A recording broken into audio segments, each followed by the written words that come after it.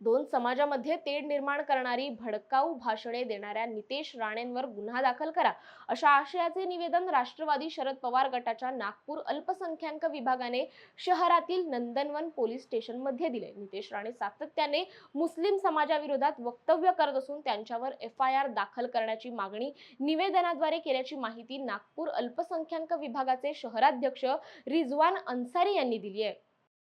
रविवार को एक नवंबर को एक घटना हुई आमदार अहमदनगर में।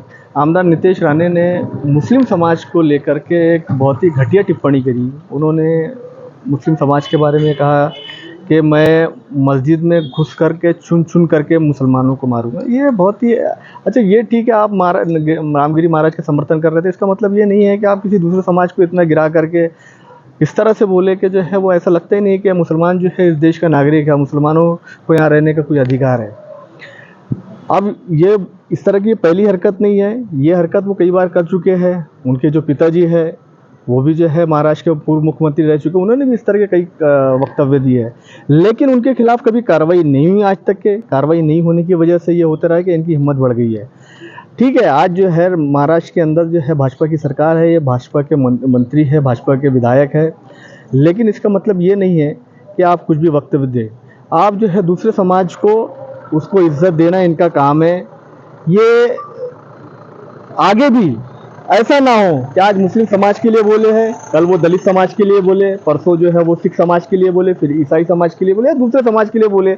ये ऐसा नहीं है। ये इस तरह से अगर चलते रहेगा तो देश टुकड़ों में फिर बिखरने की तरफ जा रहा है। कोल्ड वॉर शुरू हो जाएंगी। एक समाज का आदमी दूसरे समाज को मनुष्य नहीं समझेगा। हम वो लोग हैं, हम माननीय शरद चंद्र पवार साहब के जो है वो मानने वाले लोग हैं, उनके विचारों पे चलने वाले लोग हैं। हमारे को पवार साहब ने ये नहीं सिखाया। हमारे को पवार साहब ने 80% समाजकारण और 20% जो है राजकारण बताया कि हमको राजकारण नहीं करना है, हमको सभी समाजों को एक साथ लेकर के चलना है।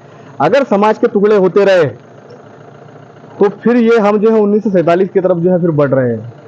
हमारे महापुरुषों ने इस देश को जब बनाया तो उसके अंदर सभी को बराबर का अधिकार दिया गया। उसके अंदर एक पारसी को भी उतना ही अधिकार है, उसमें एक दलित को भी, एक मुसलमान को भी और एक हिंदू समाज का कोई सी भी जो है वो वर्ग का हो उसको भी उतना ही अधिकार है। उसको भी वोट डालने का उतना ही अधिकार है जितना जो है मुसलमानों का अधिकार है। ये समाज इसलिए नहीं बनाया गया, ये संविधान इसलिए नहीं बनाया गया था और देश को जो है इसलिए नहीं बनाया गया था कि हम आपस में एक दूसरे के प्रति इस तरह की बातें करें।